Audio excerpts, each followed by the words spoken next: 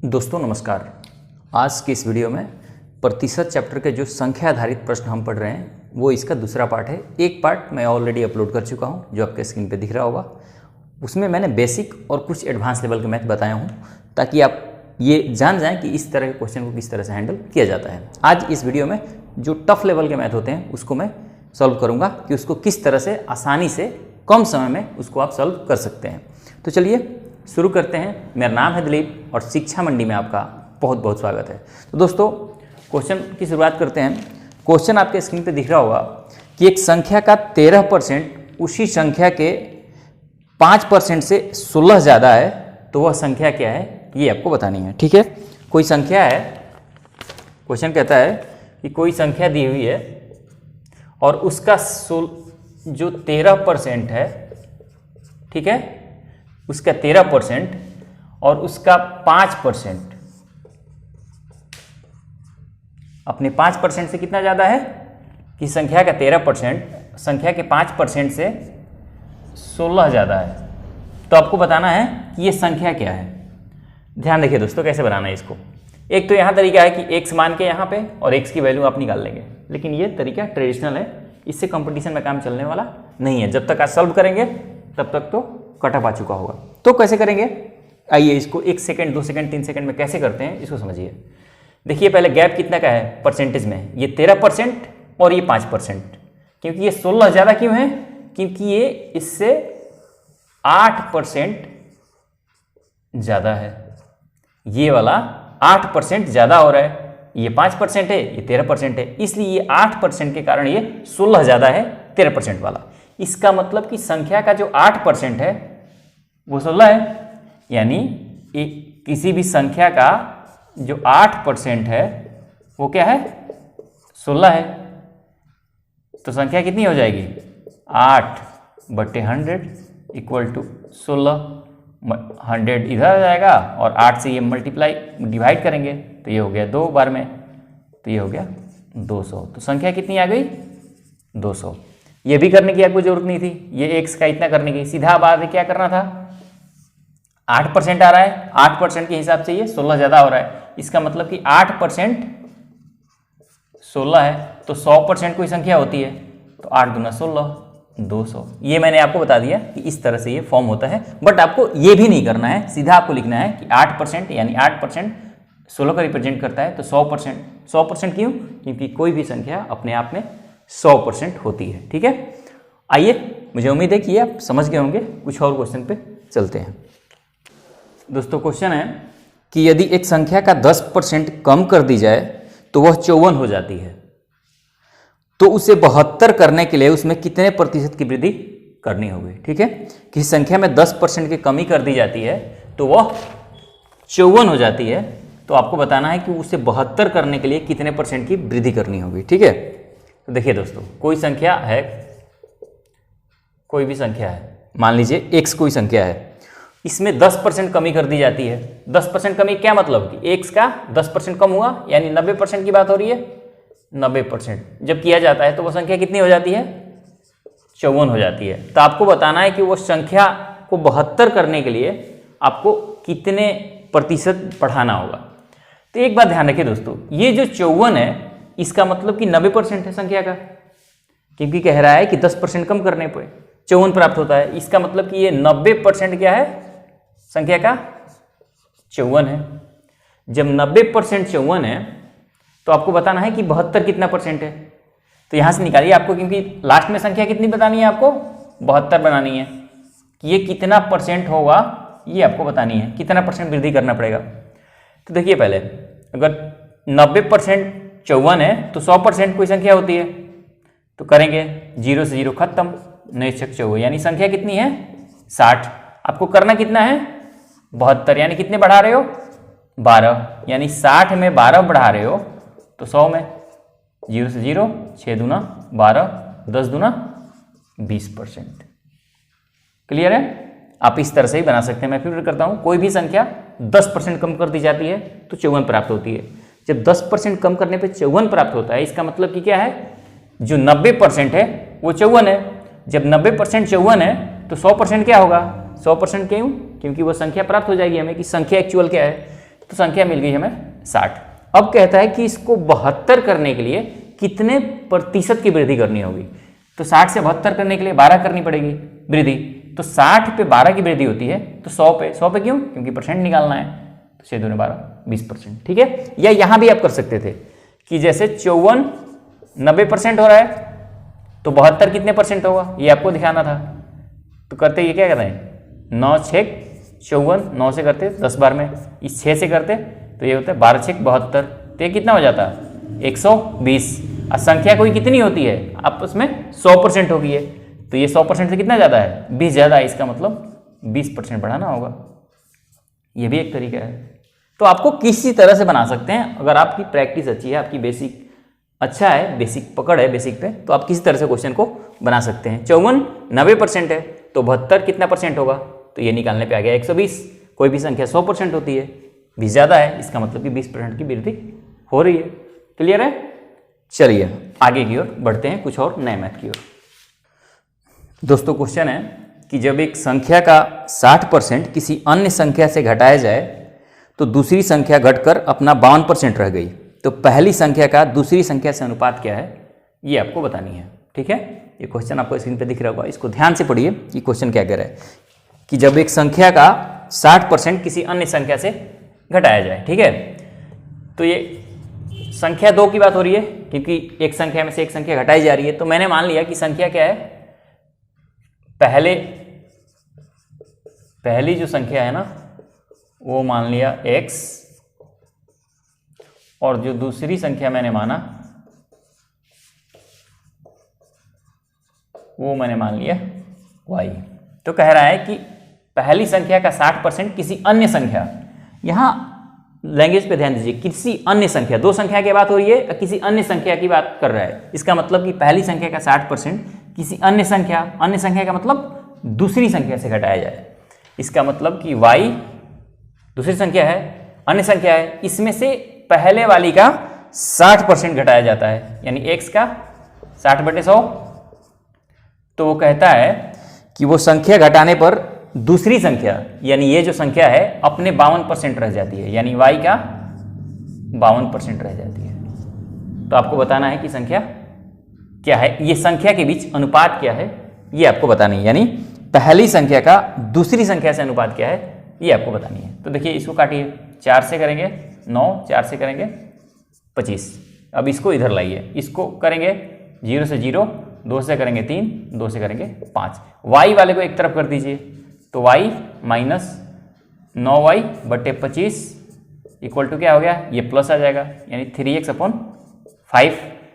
इसको आप करेंगे 25y, 9y माइनस हुआ, 16y/25 इक्वल टू 3x/5। इससे करेंगे 5 से 25 को काटेंगे तो 5 बार में। अब ये 520 को हमने 2 भागों में बांट दिया, एक मैंने मान लिया कि ये x और दूसरा है y। सॉल्व करने के लिए इसको किस तरह से बड़ी जल्दी से और आसान तरीके से सॉल्व किया जाता है।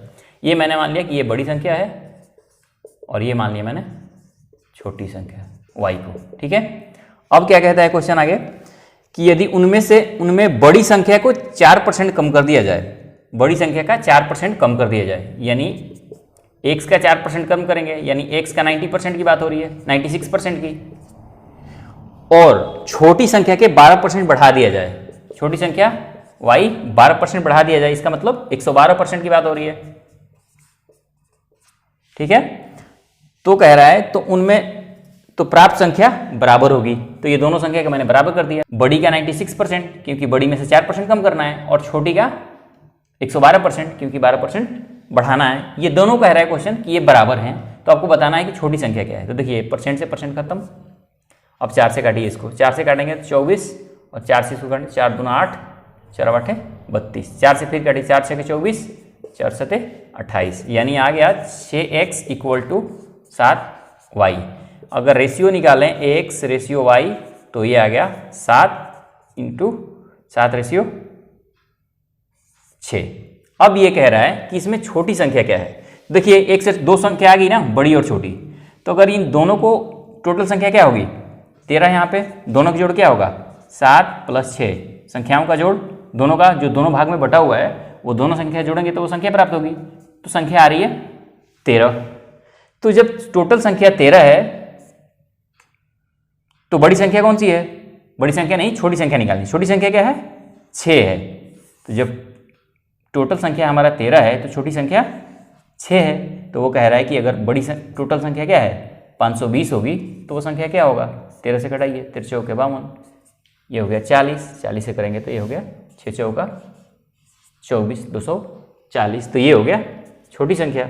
और बड़ी संख्या निकालना होता तो क्या करना था? अगर टोटल 13 है तो बड़ी संख्या 7 होती, फिर 520 से मल्टीप्लाई कर देते। इस तरह से क्वेश्चन को करते हैं। मैंने दो भाग में बांट लिया, x और y। आगे जो क्वेश्चन करता है उसको फॉलो किया। मैंने x रेशियो y यहाँ से फाइंड कर लिया। x रेशियो y फाइंड करने के बाद मुझे पता चल गया कि टोटल संख्या बड़ी संख्या 7 है, छोटी संख्या अगर y है, ये यूनिट में मान लेता हूँ। तो टोटल संख्या कितनी हो जाएगी? 13। तो 13 जब टोटल संख्या है तो छोटी संख्या 6 है। अगर 520 टोटल संख्या होगी तो छोटी संख्या क्या होगी? 240। मुझे उम्मीद है कि ये भी आप समझ गए होंगे। इस तरह से जब भी मैथ है तो आप x रेशियो y बना के, अगर ये मानते कि ये बड़ी संख्या ये है और छोटी संख्या फिर मानते 520 माइनस x, तो ये कैलकुलेशन ना थोड़ा सा ज़्यादा टफ हो जाता है आपके लिए।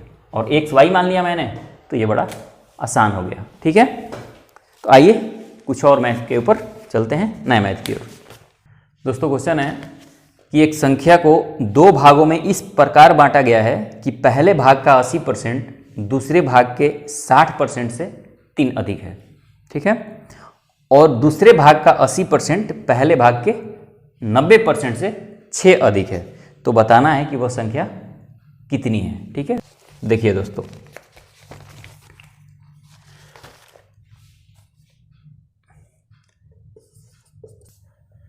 अगर कोई संख्या मैं मान लेता हूं कि ये कोई संख्या है और इसको दो भागों में बांटा जाता है, तो मान लिया कि पहला भाग जो है हमारा वो x है और जो दूसरा भाग है वो y है। ठीक है, दूसरा भाग y है। अब आगे क्वेश्चन कहता है कि पहले भाग का 80%, पहले भाग का जो 80% है दूसरे भाग का 60% से 3 अधिक है। जो दूसरा भाग है यानी y का जो 60% है ना, उससे ये 3 अधिक है। तो ये हो गया 3। आगे कहता है क्वेश्चन कि दूसरे भाग का 80% यानी y का 80% माइनस पहले भाग के 90%, x का 90% से 6 अधिक है।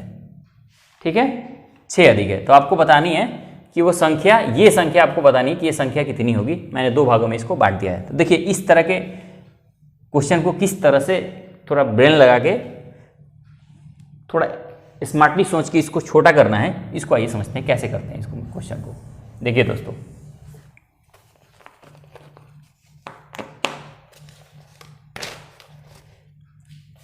पहले ये देखते हैं कि x 80% का फ्रैक्शन क्या होगा? 4/5। 60% का फ्रैक्शन कितना होगा? y का 60% का फ्रैक्शन होगा 3/5। ये अभी रह देते हैं सर 3। ठीक है, तो ये कितना हो जाएगा? 4x minus 3y equal to, ये 5 क्या है? इधर भाग होगा तो इधर जाके मल्टीप्लाई होगा तो ये होगा 15। ये आ गया एक इक्वेशन। ठीक है, दूसरा इक्वेशन क्या होगा? इसी तरह से दूसरा करेंगे और 80% y का 4/5, 80% का फ्रैक्शन, और इस तरह 90% का फ्रैक्शन क्या होगा? x का 9/10 इक्वल टू क्या होगा? ये हो गया 6। अब इसको जोड़ करेंगे बाटे पर का, फिर क्या करेंगे इसको? ये हो जाएगा एलसीएम इसका 10, ये हो गया 8y minus 9x equal to 6। तो ये क्या हो गया? 8y minus 9x equal to 60। ये हो गया दूसरा इक्वेशन। अब इसको आपको सॉल्व करनी है। तो यानी आपके पास जो क्वेश्चन आ गया वो ये आ गया, दो इक्वेशन है कि 4x minus 3y equal to 15, एक इक्वेशन ये है, और दूसरा इक्वेशन है, अगर मैं x को पहले लिख देता हूँ, 9x plus 8y equal to 60, ये दूसरा इक्वेशन है। ठीक है। अब इसको क्या करना है, इसको एक दूसरे से काट देना है। काटने का क्या तरीका है, इसको किसी एक को, एक्स वाले को या वाई वाले को क्या करेंगे, बराबर कर लेंगे। अब ये बराबर करने के बाद क्या होगा, एक बराबर होने के बाद एक कट जाएगा, क्योंकि ये प्लस और माइनस है। तो एक्स वाले को मैं बराबर कर देता हूँ। बराबर करने के लिए क्या करना पड़ेगा, इसमें 9 से मल्टीप्लाई और इसमें 4 से मल्टीप्लाई। तो इसमें मैं करूँगा 9 से, इसमें करूँगा 4 से। तो जब मल्टीप्लाई करूँगा तो ये क्या आएगा, 36x minus 27y equal to 15 में 9 से करूँगा तो 135, और इसमें 4 से करना है तो 4 से करूँगा तो 36x माइनस 32 प्लस है प्लस 32y इक्वल टू 240। अब क्या होगा, ये खत्म हो गया, ठीक है। एक दूसरे को जोड़ दिया हमने। अब खत्म करेंगे तो ये क्या आ गया, 5y 32y में से 27y कम हो गया 5y, ये दोनों जुड़ जाएगा। तो जुड़ेगा तो क्या होगा 5 7 3, यानी y इक्वल टू आ गया 375 बटे 5। 5 से करेंगे तो ये आ गया 5 7 35 5 5 25, यानी y इक्वल टू आ गया 75। ये एक भाग आ गया 75, y क्या है, ये आ गया 75। जब ये 75 आ गया तो एक का क्या करेंगे, इसमें पुट कर देंगे इसको, या इसमें रख देंगे y की वैल्यू। इन दोनों इक्वेशन में से किसी एक में y की वैल्यू पुट कर देंगे। जो y की वैल्यू पुट करेंगे तो क्या आ जाएगा, मैं एक में पुट करता हूँ, एक में, ठीक है। तो 4x माइनस 75 में 3 से करेंगे तो 5 5 25, 70 का 21 2, 5 दिया 15, 70 का 21 है 22 इक्वल टू 15। तो ये आ गया 4x इक्वल टू आ गया 25 में 15 जोड़ेंगे तो 240, तो x इक्वल टू आ गया 60, क्योंकि ये 4 से इधर भाग होगा तो ये 60 बार में कट जाएगा। तो ये आ गया 60, यानी पहली संख्या क्या आ गई 60। तो आपको बतानी है कि ये संख्या कितनी है। तो 60 और 75 करेंगे तो कितना हो जाएगा, 5 और 7 से 13, यानी 135 जो है वो इसका आंसर है। इस तरह के मैथ को इसी तरह से लॉन्ग तरीके से ही बना सकते हैं, इसका कोई ट्रिक नहीं है। अगर इस तरह के क्वेश्चन आ जाए तो आप एग्जाम में इसको तो पहले आप लास्ट में रखिए कि इसको लास्ट में बनाएंगे, क्योंकि टाइम टेकिंग है। और दूसरी बात, ये जो परसेंटेज दिया हुआ है इसको फ्रैक्शन आपको बदलना स्मार्टली करना है, ये नहीं कि 80/100 करना है फिर कटाना है। इससे 1-2 स्टेप और ज़्यादा बढ़ जाएगा। और यहाँ भी हो सके तो आपको एडवांस में सोचना है। मैं तो इतना लंबा इसलिए किया क्योंकि आपको बताना था। तो आपको एडवांस में सोचना है कि ये सारी चीज़ें कैलकुलेशन एक ही बार ये इक्वेशन तक आना है, इक्वेशन करने के बाद ये सारी चीज़ें आपको कर लेनी है। ठीक, क्लियर है। तो मुझे उम्मीद है कि ये वीडियो आपको पसंद आया होगा। अगर वीडियो पसंद आया हो तो इस वीडियो को लाइक कर दीजिए, चैनल को सब्सक्राइब कर लीजिए, क्योंकि इस तरह के जो प्रयास हैं इस चैनल पे होते रहते हैं। और एसएससी सीजीएल या सीएचएसएल या जो भी रेलवे का एग्जाम है जिसमें मैथ्स और रीजनिंग पूछे जाते हैं, इस चैनल पे लगातार वीडियो मैथ्स और रीजनिंग के अपलोड किए जाते हैं। चलिए मिलते हैं अगले वीडियो में, तब तक के लिए जय हिंद।